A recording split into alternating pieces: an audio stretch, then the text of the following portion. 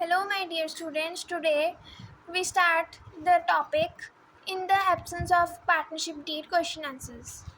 Question number 1. Partners A and B contacted you to solve the dispute. They do not have any deed. इस question में हमारे पास कोई deed नहीं है. हमने पिछले लेक्चर में पढ़ा था कि पार्टनरशिप डीड वो होती है जिसमें दो और ज़्यादा पार्टनर्स एग्री करते हैं प्रॉफिट्स के लिए, है ना. और इस क्वेश्चन में हमें बताना है कि एब्सेंस ऑफ डीड मतलब कि जब एब्सेंस नहीं होती, मतलब पार्टनरशिप नहीं होती, तो उसके बेसिस पे हमने क्वेश्चन सॉल्व करने हैं आज. So first part है A and B has invested 70,000 and 1 lakh as capital respectively and they claim interest on capital 10% per annum. इसमें A ने 70,000 लगाए कैपिटल और B ने 1 लाख कैपिटल लगाई और इसकी इंटरेस्ट ऑन कैपिटल है 10% पर एनम. ठीक है. और जैसे हमने कल पढ़ा था कि जब एब्सेंस होती है तो इंटरेस्ट ऑन कैपिटल नहीं लगती. इसका आंसर है no interest on capital is allowed. इसमें इंटरेस्ट ऑन कैपिटल नहीं जाएगी, सिर्फ इसमें लोन ही जाएगा बस. Second part, B gave 12,000 as a loan to the firm. He claims interest on loan at the rate of 8% per annum. इस case में B ने 12,000 दिया लोन फर्म को और उस पर इंटरेस्ट लगा 8%. अब इस केस में लोन है, इंटरेस्ट ऑन लोन तो ये लगेगा. आंसर इसका है interest on loan is allowed at the rate of 8% per annum.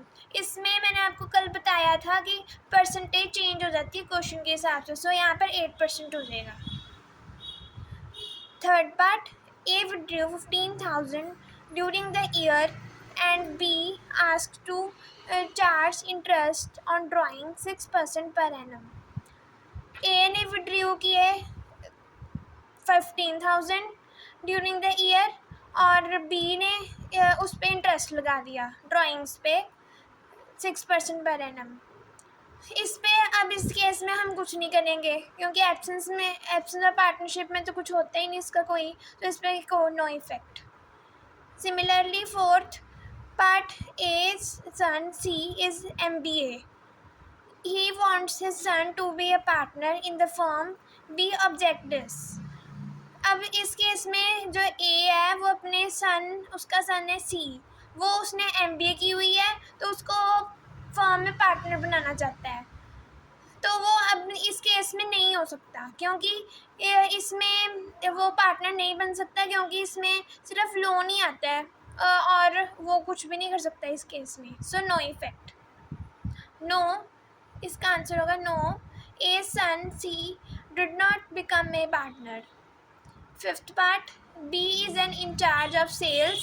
He wants commission at 9% on sales. B ने कहा कि वो सेल्स पे मतलब चार्ज करेगा, तो उसने जितनी भी सेल्स 1 लाख 2 लाख की होगी और उस पर कमीशन लगाएगा 9% पर एनम.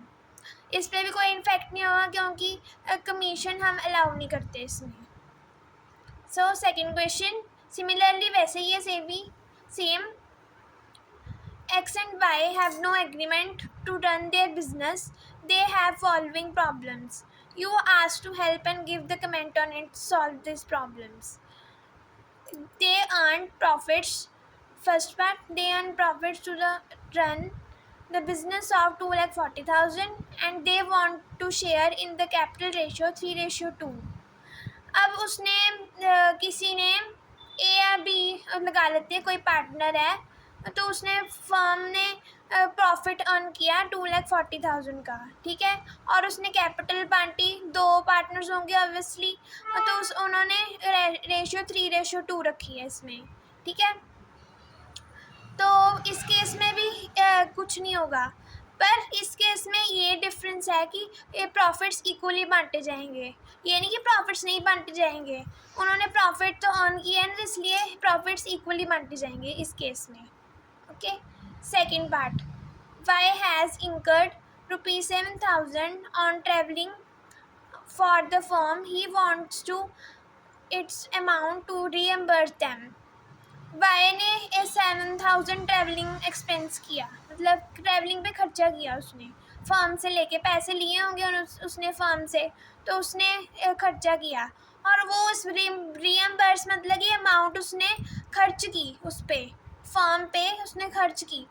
ठीक है, तो इसमें भी, इस केस में भी कोई नहीं इफेक्ट होगा, इसमें हम लिखेंगे no effect on travelling of the firm. ठीक है, third part, X wants to purchase goods from the relative supplier but Y objects to this। ये भी सेम के जैसे हमने पिछले क्वेश्चंस में किया था।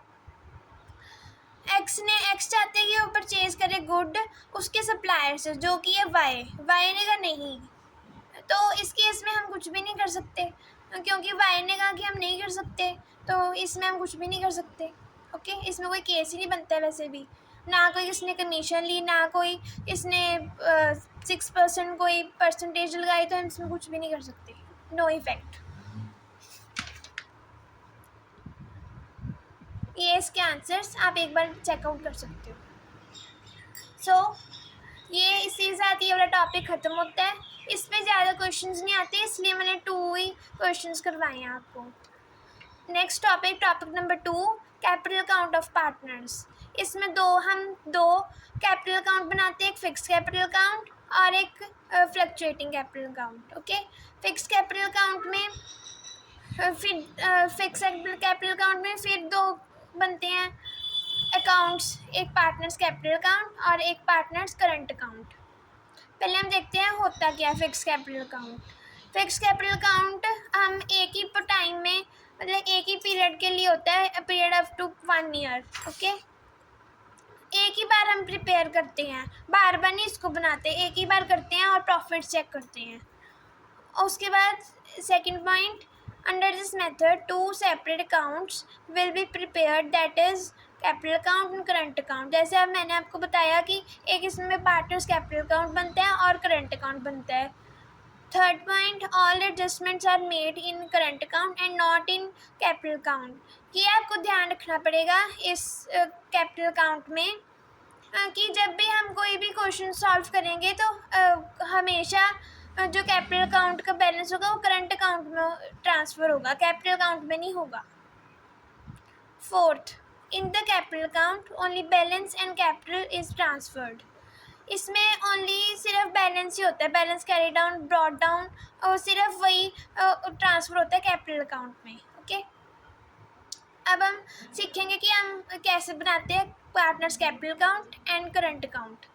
पार्टनर्स कैपिटल अकाउंट में फर्स्ट हम बैलेंस ब्रॉट डाउन मतलब कि जब ओपनिंग बैलेंस शुरुआत में जो हमने पैसे लगाए होते हैं बिजनेस में, वो वाले पैसे यहाँ पर आते हैं, अमाउंट यहाँ पर आएगी। और इसमें एक और ऐड चीज़ ऐड होती है, फ्रेश कैपिटल इंट्रोड्यूस। जैसे हमने एक मान लो फॉर एग्जांपल ए ने इंट्रोड्यूस किया 1 लाख का बिजनेस, ठीक है, 1 लाख उसकी ओपनिंग कैपिटल होगी, वो यहाँ पर आ जाएगी। और जो उसने नीचे सेकंड में उसने क्या दिया पॉइंट में कि उसने एडिशनल कैपिटल लगाई 50,000 की, तो यहाँ पर फ्रेश कैपिटल इंट्रोड्यूस, उसने एडिशनल कैपिटल भी कह सकते हैं और फ्रेश भी कह सकते हैं, ये उसकी अमाउंट यहाँ पर आ जाएगी। और जो इसको टोटल करके जो आंसर आएगा उसको हम कहना है टू बैंक अकाउंट नेम देना है, इसमें इसका बैलेंस आ जाएगा, यहाँ पर बैलेंस दोनों का सेम होना चाहिए। ओके, नेक्स्ट है पार्टनर्स करंट अकाउंट। इसमें भी हम पहले बाय बैलेंस ब्रॉट डाउन पहले करते हैं, बैलेंस ओपनिंग बैलेंस ट्रांसफ़र करते हैं, उसके बाद जो सारी आइटम्स इसमें होंगी, सैलरी, कमीशन, रेंट और IOT means interest in drawings and IOC mean interest in capital, सारा कुछ इसमें आएगा। इसमें सिर्फ बैलेंस आएगा और इसमें सारे आइटम्स होंगी ट्रांसफ़र। और इसमें एक है by balance by P&L appropriation account, इसमें by share of profit, P&L appropriation मतलब क्वेश्चन में आपको दिया जा सकता है कि इसने इतना प्रॉफिट कमाया, तो ये हम यहाँ पर इसको ट्रांसफ़र करेंगे।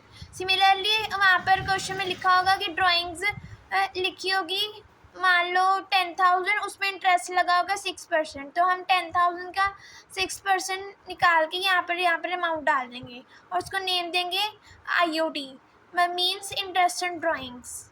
और यहाँ पर बैलेंस, अब इसमें बैलेंस सेम होना चाहिए, सो इसका टोटल करेंगे और इस साइड टोटल करेंगे।